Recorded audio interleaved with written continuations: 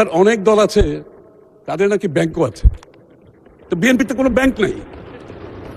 বিএনপির কোনো ব্যাংক আছে?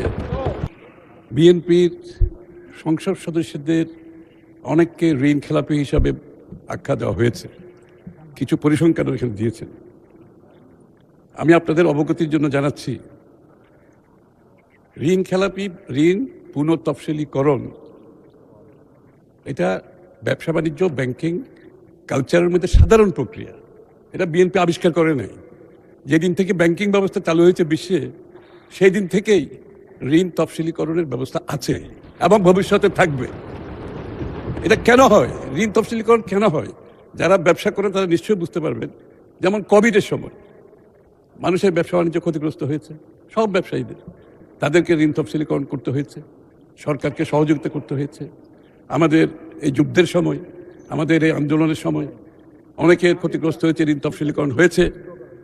কিন্তু গত দীর্ঘ 17 বৎসরের বিএনপির আন্দোলন সংগ্রামে বিএনপির যারা ব্যবসায়ী আছে তারা কেউ ব্যবসা করতে পারে না। তাদেরকে ব্যাংকের স্যাংশন করা লোন পর্যন্ত দেওয়া হয় না। লোন স্যাংশন হয়ে গেছে কিন্তু লোন দেওয়া হবে না।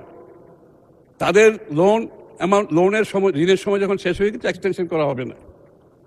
যত ধরনের বাধা বিপত্তি সৃষ্টি করা যায় ব্যাংকিং সিস্টেমে, এই বিএনপির নেতা কর্মীদের বিরুদ্ধে সেটা করা হয়েছে। মাননীয় স্পিকার, তাদের গ্যাসের লাইন কেটে দেওয়া হয়েছে, ইলেকট্রিসিটি লাইন কেটে দেওয়া হয়েছে।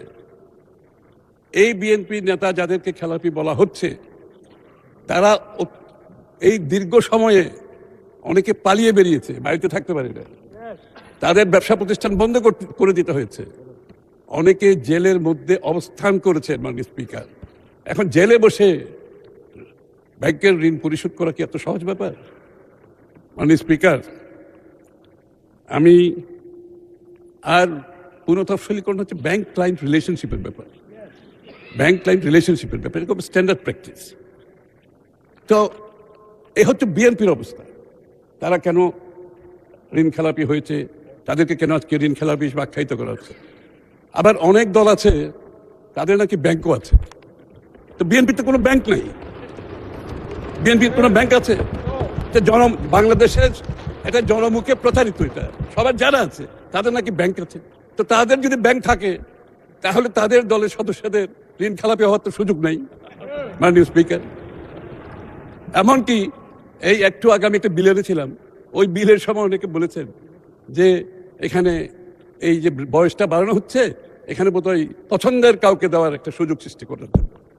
তা আমি বলছি, যাদের যেই দলের ব্যাংক আছে তারা তো তাদের পছন্দের ব্যাংকের চেয়ারম্যান বানিয়েছেন, তাদের পছন্দের ম্যানেজিং ডাইরেক্টর বানিয়েছেন, তাদের পছন্দের লোক নিয়োগ করেছেন, আবার তাদের অপছন্দের লোককে চাকরিচ্যুত করেছেন।